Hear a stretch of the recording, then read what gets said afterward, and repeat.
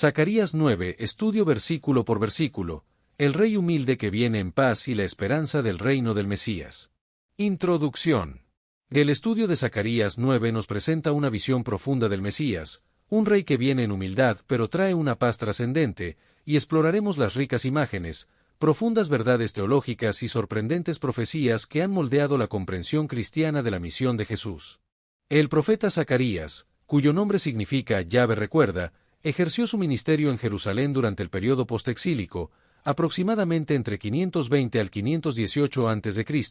y su contexto histórico estuvo marcado por la reconstrucción del templo y la restauración de la vida nacional después del exilio babilónico. Del libro de Zacarías tiene una estructura bipartita, con la primera sección, capítulos 1 al 8, que contiene 8 visiones apocalípticas fechadas con precisión, y la segunda parte, capítulos 9 al 14, que comprende 2 cargas u oráculos sin datación específica, que muchos eruditos consideran escatológicos. En los temas principales del libro de Zacarías incluyen la soberanía divina sobre la historia, el llamado al arrepentimiento, la promesa de restauración para Jerusalén, y las profecías mesiánicas que apuntan hacia un futuro rey sacerdote que traería salvación y paz universal. El contexto político. El contexto político en el que Zacarías trajo su mensaje de esperanza trascendente estuvo marcado por la destrucción del Templo de Jerusalén por Babilonia en 586 a.C., el edicto de Ciro que permitió el regreso de los exiliados en 538 a.C., y la finalización del Segundo Templo en 516 a.C.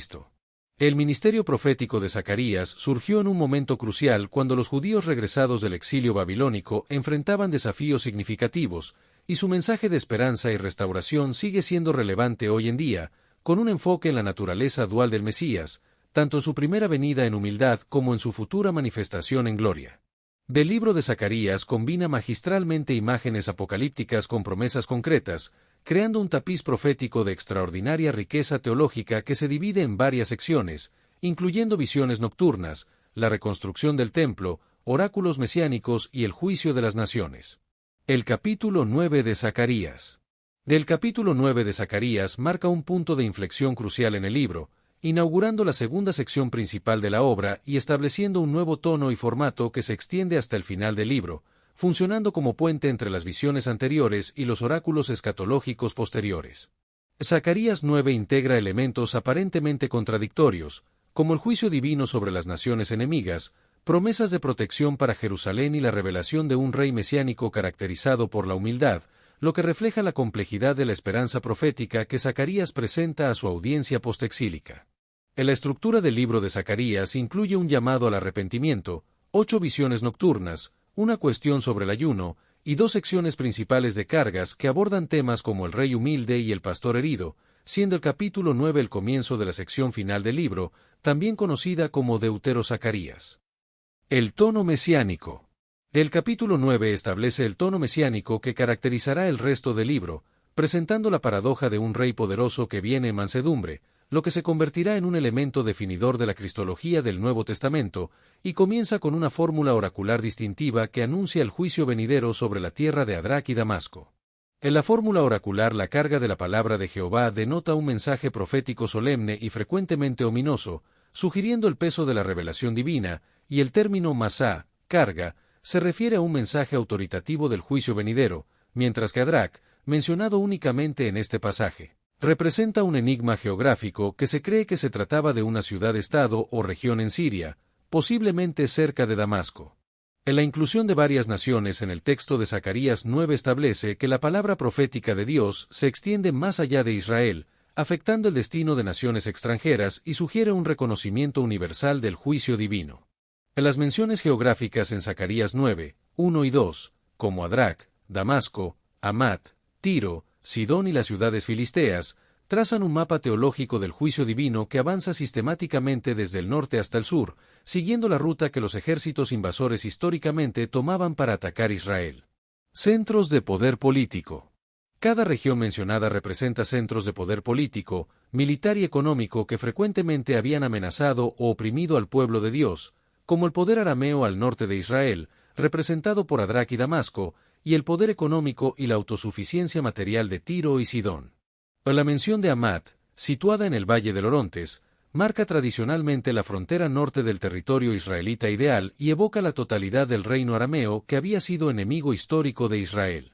El texto también se enfoca en el juicio sobre Tiro y Sidón, ciudades-estado fenicias prósperas y centros de comercio marítimo, que se describen como muy sabias, pero que acumularon riquezas extraordinarias gracias a su estratégica posición comercial y sus formidables defensas naturales. La ironía. La ironía es palpable en la referencia a la sabiduría de estas ciudades-estado, particularmente Tiro, famosa por su astucia comercial y diplomática, y la descripción de Tiro es especialmente vívida, destacando su acumulación de riquezas y su estratégica posición comercial.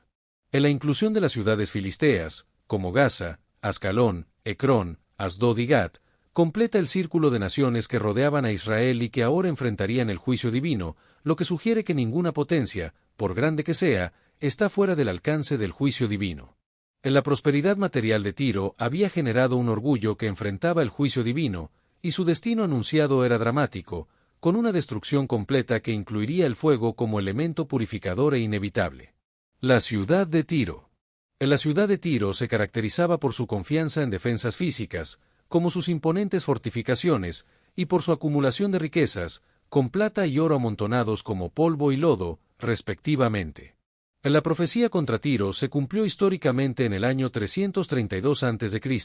cuando Alejandro Magno emprendió un asedio contra la ciudad, conectando la costa con la isla mediante un terraplén y derrotando a la famosa armada tiria después de 7 meses de asedio. El destino de Tiro fue precisamente el que Zacarías había anunciado, con la ciudad siendo empobrecida, su poderío herido en el mar, y sus murallas derribadas, lo que se refleja en la venta de 30.000 habitantes como esclavos y la crucifixión de 2.000 sobrevivientes. Las ciudades filisteas. O la palabra profética de Zacarías 9, 5-7 también se enfoca en las 5 ciudades principales de Filistea, enemigo histórico de Israel, como Ascalón, Gaza, Ecrón y Asdod, que serán castigadas por su soberbia y perderán su identidad nacional y autonomía política. En la personificación de estas ciudades subraya el impacto emocional del juicio divino, con ellas temiendo, doliéndose y perdiendo esperanza, lo que refleja la seriedad y el alcance del castigo divino. En la profecía de Zacarías 9 describe una transformación radical en la composición demográfica y estructura social de los filisteos, quienes habían mantenido su distintiva cultural a través de siglos de conflictos, y anticipa una promesa de purificación y eventual incorporación al pueblo de Dios. La redención. El versículo 7 introduce un sorprendente giro hacia la redención, donde se menciona que quitaré la sangre de su boca, y sus abominaciones de entre sus dientes, y quedará también un remanente para nuestro Dios, lo que implica un proceso de redención y purificación para los filisteos. En la promesa de redención incluso para los enemigos de Israel es uno de los aspectos más sorprendentes de la profecía, y se menciona que quedará también un remanente para nuestro Dios, y será como capitán en Judá, y Ecrón será como el Jebuseo, lo que sugiere una incorporación completa de antiguos enemigos al pueblo de Dios.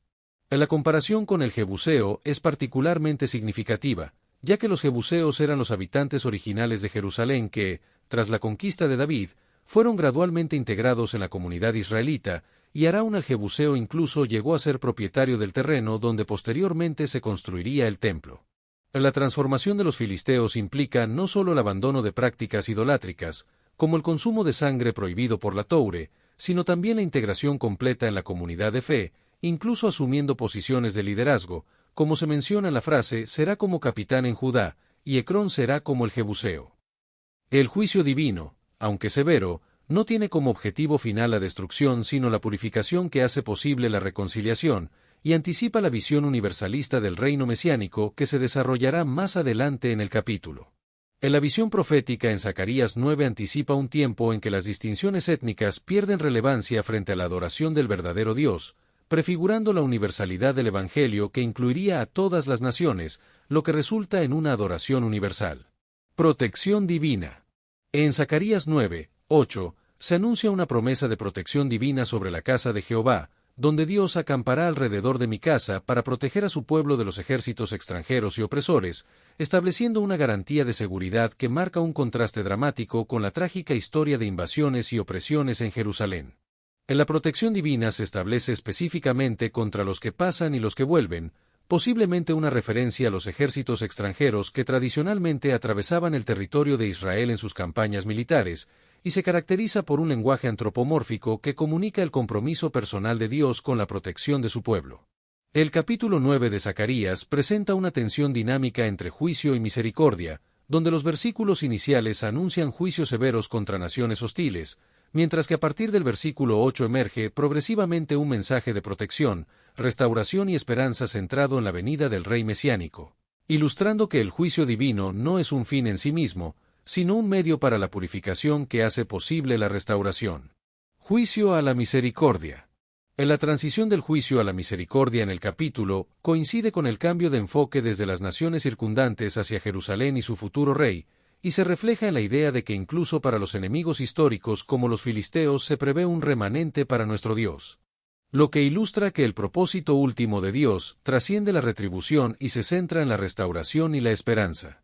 En la estructura del texto sugiere que la manifestación plena de la misericordia divina está vinculada a la venida del Mesías, cuyo reinado establecerá un nuevo orden caracterizado por la paz y la reconciliación universal, como se describe en el libro de Zacarías. El texto describe el juicio sobre naciones hostiles, la destrucción de Tiro y Sidón, la transformación de ciudades filisteas y la protección para Jerusalén, así como la defensa contra ejércitos invasores y el fin de la opresión extranjera. La venida del Rey mesiánico. En la venida del Rey mesiánico se anuncia con la frase «Alégrate mucho, hija de Sión», y se describe como un rey justo y salvador, humilde y montado en un asno, lo que simboliza una aproximación pacífica y no militarista al liderazgo. El versículo central del capítulo, Zacarías 9:9, es una de las profecías mesiánicas más explícitas y significativas del Antiguo Testamento, y describe la entrada del rey humilde a Jerusalén, subrayando la importancia de la humildad y la paz en el reinado mesiánico.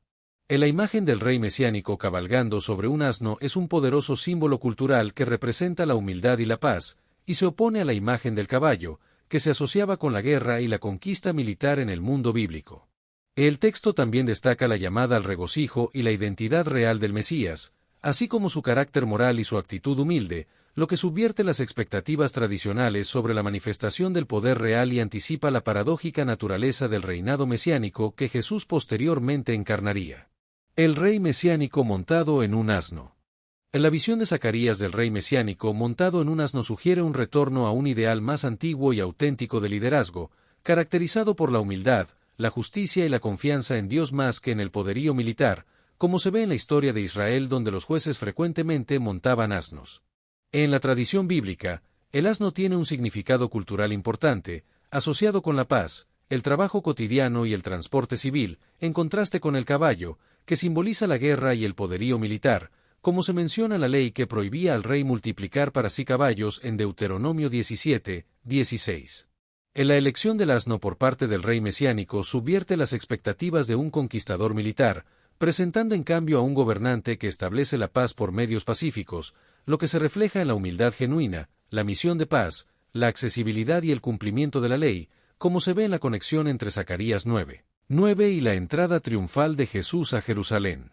Zacarías 9:9 y la entrada triunfal de Jesús. En la conexión entre Zacarías 9:9 y la entrada triunfal de Jesús a Jerusalén, descrita en Mateo 21:1-11, representa uno de los vínculos más explícitos entre profecía veterotestamentaria y cumplimiento de los evangelios, donde Jesús envió específicamente a 2 discípulos a buscar una asnatada y un pollino con ella,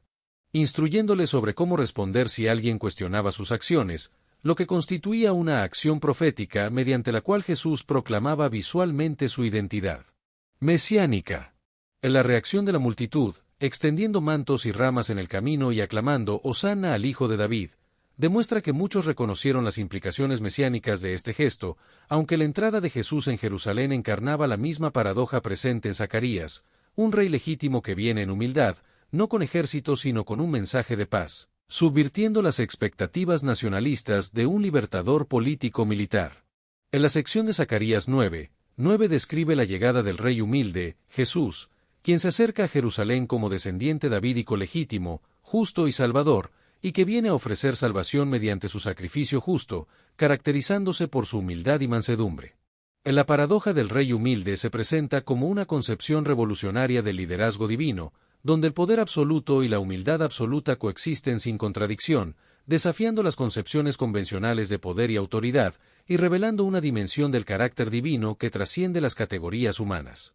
El texto destaca la importancia de la humildad y el servicio en el reino mesiánico, donde la verdadera autoridad no se expresa mediante dominación sino a través del servicio, y no mediante coerción sino a través del sacrificio, como se ve en la disposición de Jesús a dar su vida por otros y a servir en vez de ser servido. La extensión del reino pacífico. En la sección de Zacarías 9:10 describe la extensión del reino pacífico, donde el rey hablará paz a las naciones y su señorío será de mar a mar, y desde el río hasta los fines de la tierra, y donde se producirá una desmilitarización, eliminando los carros, caballos y arcos de guerra, y estableciendo la paz a través de una declaración autoritativa. El texto presenta tres aspectos clave del rey mesiánico: el poder divino trascendente como creador y soberano, la legitimidad mesiánica como rey prometido de la línea davídica, y el servicio sacrificial, que se caracteriza por la disposición a dar la vida por otros y la humildad encarnada, y que se ve reflejado en la voluntad de servir en vez de ser servido.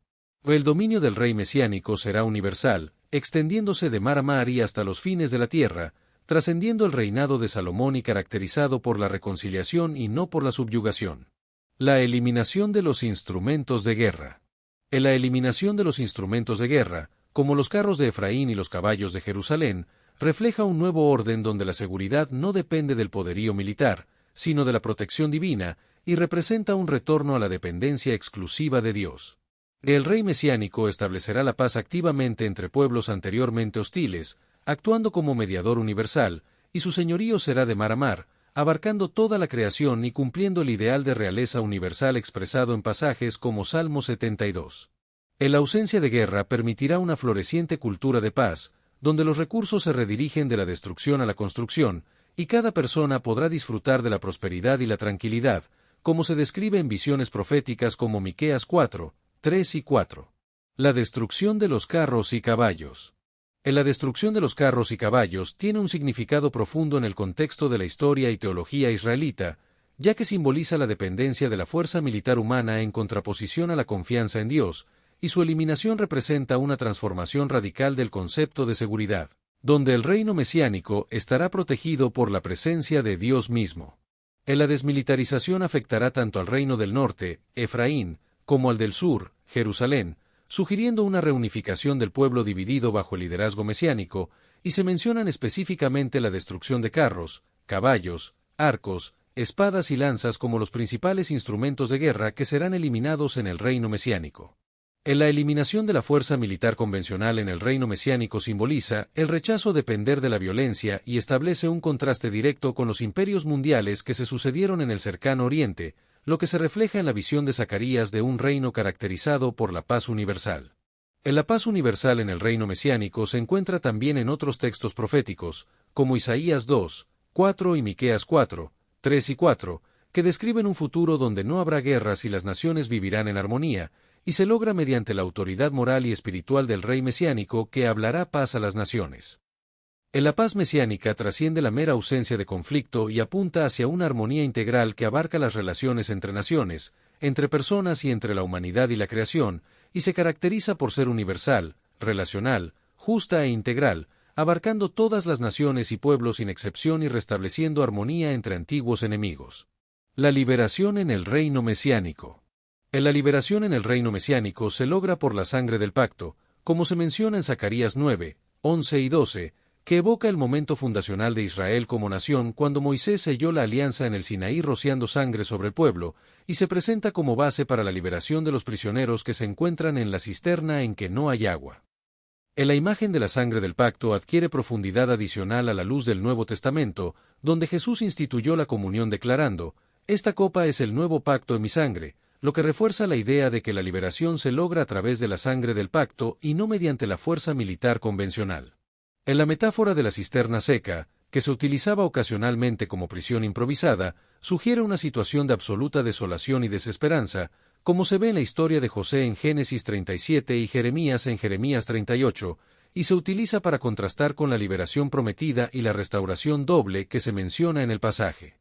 En la sangre del pacto, que se refiere al pacto sinaítico en Éxodo 24:8, es un símbolo de compromiso divino inquebrantable y la base teológica para la liberación, y también anticipa el nuevo pacto que se menciona en Jeremías 31, 31 al 34. La cisterna sin agua. La cisterna sin agua es una metáfora de cautiverio y desesperación, y puede ser una alusión al exilio babilónico, y representa una situación de peligro mortal, como la deshidratación, que contrasta con las aguas vivas de salvación. Los prisioneros de esperanza son aquellos que, a pesar de estar en una situación de cautiverio y desesperación, tienen una identidad definida por su expectativa futura y son llamados a retornar a la fortaleza divina, y la fe es la anticipación de la liberación que se promete. En la restauración doble, que se menciona en la declaración hoy también os anuncio que os restauraré el doble, es una promesa de compensación abundante por el sufrimiento y se basa en el principio de gracia superabundante, y excede la condición original, como se ve en Isaías 61, 7, donde se menciona la doble honra. La imagen de la cisterna. En la imagen de la cisterna en que no hay agua es una metáfora poderosa y multifacética en el contexto del antiguo cercano Oriente, y las cisternas secas eran excavaciones en roca caliza que se utilizaban para almacenar agua durante los meses lluviosos. Y una cisterna seca representaba fracaso en su función esencial y se convertía en un espacio inútil y potencialmente peligroso. La promesa de liberación de la cisterna sin agua representa no solo el retorno físico del exilio, sino también una restauración más profunda de la relación pactual con Dios, y culmina en la venida del Rey mesiánico que establecerá una liberación definitiva, y se basa en la intervención divina fundamentada en la sangre del pacto.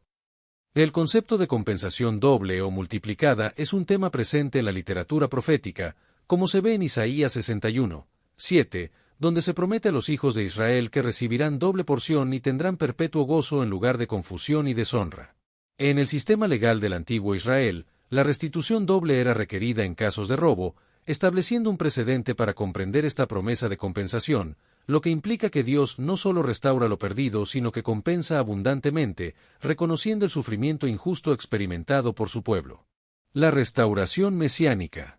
En la restauración mesiánica no es un simple retorno al statu quo ante, sino una elevación a una condición superior, y para los prisioneros de esperanza, la perspectiva de una restauración doble transforma radicalmente su comprensión del sufrimiento presente, convirtiendo el cautiverio en el preludio para una bendición multiplicada. El principio de pérdida transformada en ganancia mayor se anticipa en la lógica del Evangelio, donde la cruz se convierte en medio de bendición superabundante, y Jesús prometió 100 veces más a quienes dejan todo por seguirle, lo que se refleja en la promesa evangélica de restauración infinitamente superior a la pérdida. En la imagen militar presentada en Zacarías 9, 13, donde Judá es comparado con un arco y Efraín con una flecha en la mano de Dios, marca un contraste aparente con la visión pacífica precedente y requiere cuidadosa interpretación, ya que presenta una reunificación simbólica de los reinos divididos del norte y sur, sugiriendo que en la era mesiánica la fractura histórica de Israel sería sanada. La mención específica de Grecia. La mención específica de Grecia en Zacarías 9, 13 es notable, ya que se refiere a la conquista espiritual del mundo grecorromano a través del Evangelio, y la reunificación de Judá y Efraín se integra en un solo instrumento, sanando la división histórica del pueblo de Dios y restaurando la unidad perdida tras la muerte de Salomón. En la sección de Zacarías 9 describe la instrumentalización del pueblo reunificado como herramienta en manos divinas, utilizando la metáfora del arco y la flecha para enfatizar la precisión y dirección divina, y no la fuerza bruta, donde Dios es el arquero que apunta y dispara. En la oposición específica contra Grecia anticipa proféticamente el choque entre la fe monoteísta de Israel y la cosmovisión helenística que posteriormente dominaría el mundo mediterráneo, y en el cumplimiento mesiánico cristiano, esta confrontación no es primariamente militar sino cultural y espiritual. La tensión entre paz y guerra. La tensión entre paz y guerra en las profecías mesiánicas se ejemplifica en Zacarías 9, donde un rey pacífico que elimina instrumentos de guerra se justapone con la imagen de Israel como arma en manos divinas, lo que requiere una interpretación matizada que supere lecturas superficiales y reconozca la naturaleza simbólica y multidimensional del lenguaje profético. En la victoria decisiva sobre el mal se logra paradójicamente a través del aparente fracaso de la cruz,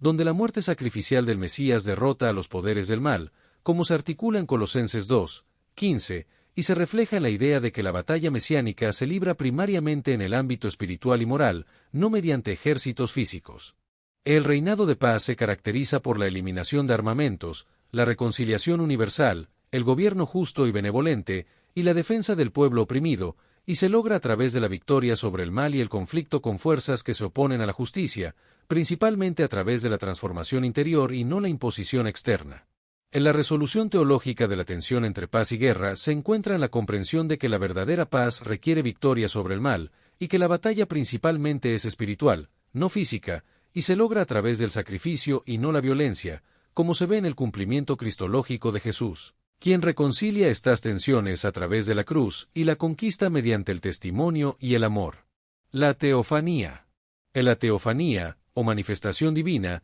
se describe en Zacarías 9, 14 y 15 con imágenes de fenómenos naturales impresionantes, como relámpagos, torbellinos del sur y el sonido de trompeta, que tradicionalmente acompañaba la guerra y las festividades religiosas, y que conecta con antiguas tradiciones bíblicas donde Dios aparece como guerrero cósmico. El resultado de esta intervención divina es la protección completa del pueblo, como se menciona en Jehová de los ejércitos los amparará, y se combinan imágenes de conquista con expresiones de celebración ritual, experimentando tanto seguridad como abundancia, con su victoria atribuida completamente a la acción divina.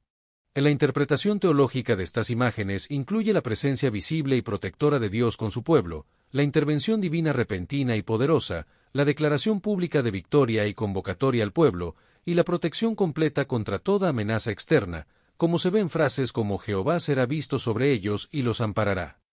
El simbolismo de las imágenes de batalla.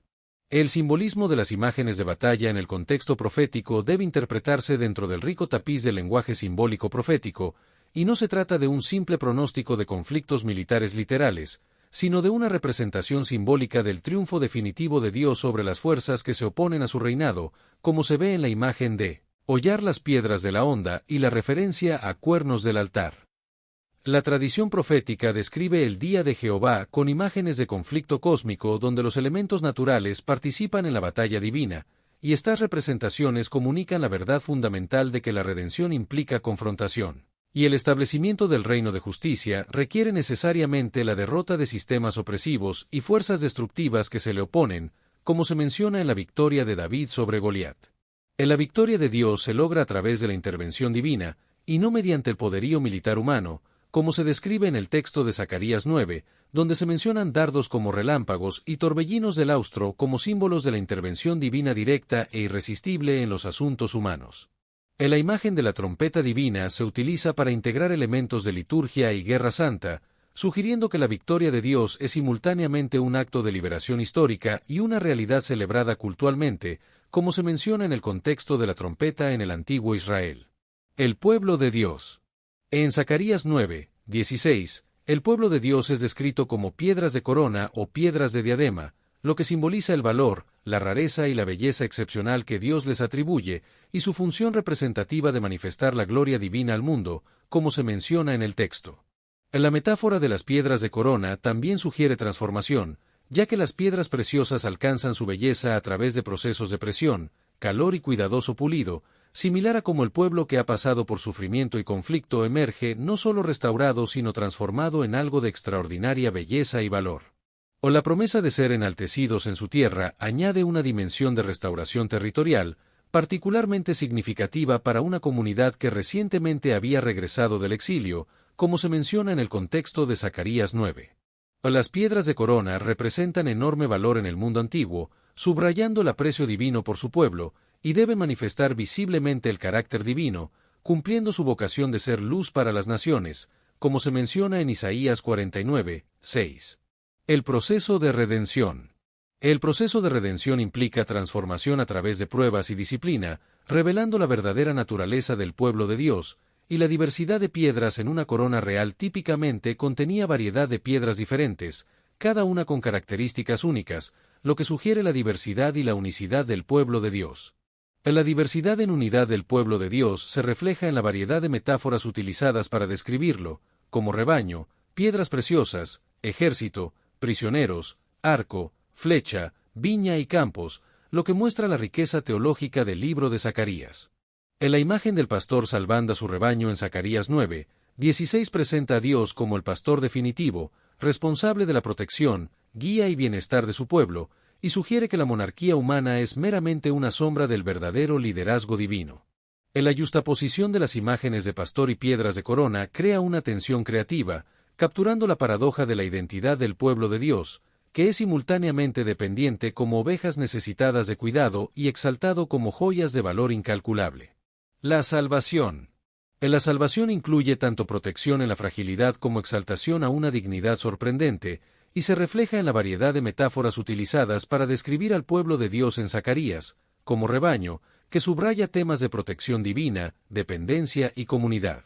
En Zacarías 9, 17, se presenta una visión de extraordinaria abundancia y florecimiento, donde la bondad y hermosura divinas establecen el fundamento teológico para la prosperidad, y las referencias específicas a trigo y vino nuevo representan los productos agrícolas básicos en la economía de la antigua Palestina, simbolizando bendición divina y abundancia. En la mención específica de jóvenes y doncellas subraya la vitalidad y continuidad generacional del pueblo restaurado, y el versículo final conecta temáticamente con las promesas iniciales del capítulo, creando una estructura circular donde el juicio sobre las naciones conduce eventualmente a un reino de paz, abundancia y gozo bajo el liderazgo del rey mesiánico. La restauración del reino mesiánico. En la imagen de Dios como pastor y la metáfora de las piedras de corona se encuentran entre las más antiguas y perdurables del imaginario bíblico, desde el Salmo 23 hasta las palabras de Jesús en Juan 10, y reflejan la naturaleza del pueblo de Dios, compuesto por individuos únicos que juntos forman un testimonio coherente.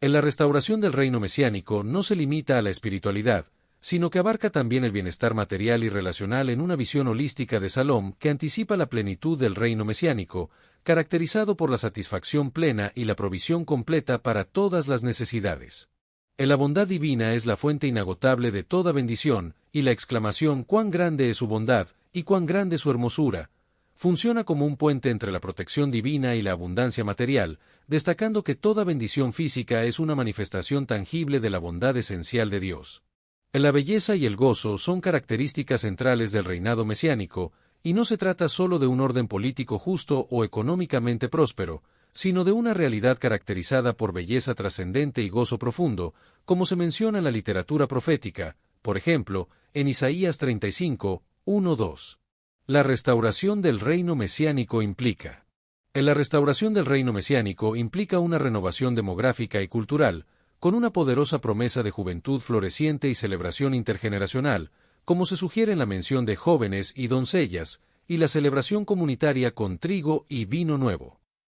Teológicamente, el gozo y la belleza no son aspectos secundarios del reino mesiánico, sino centrales, y reflejan el propósito original de la creación y anticipan su restauración plena, como se expresa en la alegría inefable y gloriosa que caracteriza la experiencia cristiana auténtica, según se menciona en 1 Pedro 1, 8.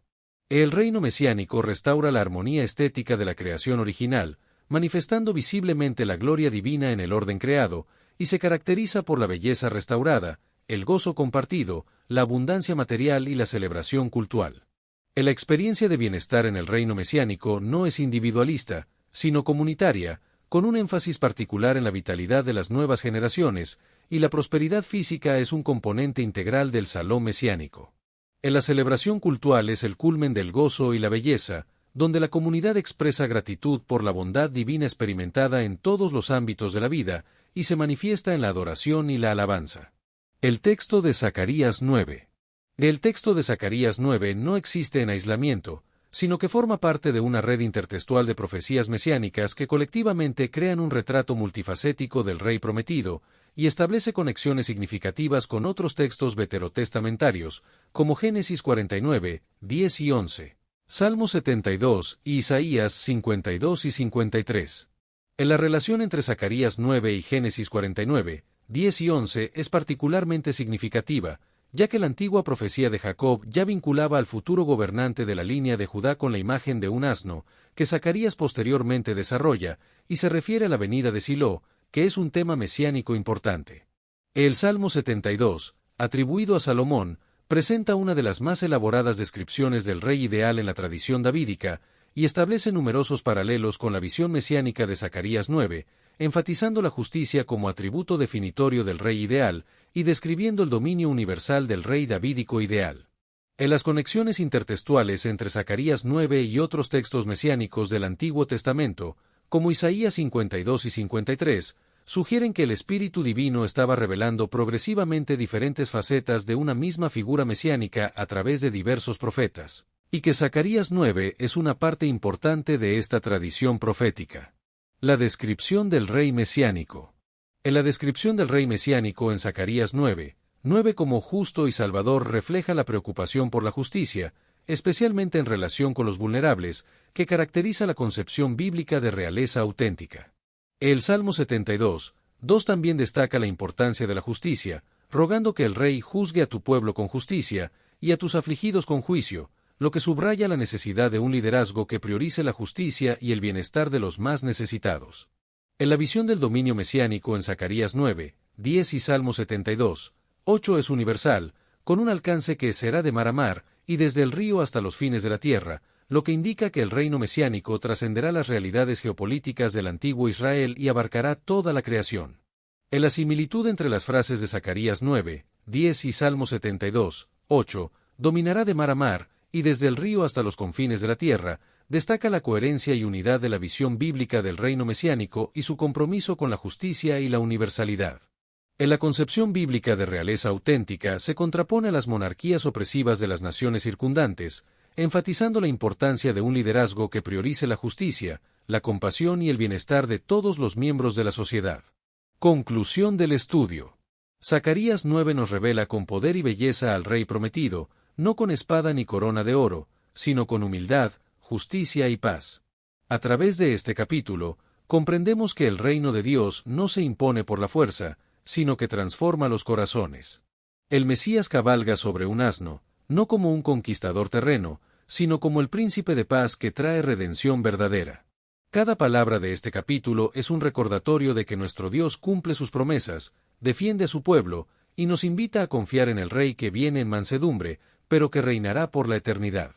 Que esta profecía fortalezca tu fe, renueve tu esperanza y te motive a seguir al Rey que viene en paz. Mañana nos espera una nueva jornada, pero hoy, detente a meditar. ¿Estoy caminando a la luz de su palabra? Suscríbete si aún no lo has hecho, comparte este video, y recuerda. Todo se trata de Jesús, el Mesías prometido, el Cristo viviente, nuestra esperanza eterna. Proclamamos al Hijo de Dios, exaltamos su nombre, y llevamos su luz a las naciones. Si este mensaje te edificó, suscríbete para seguir conociendo más de Jesús, el Mesías, y su palabra viva.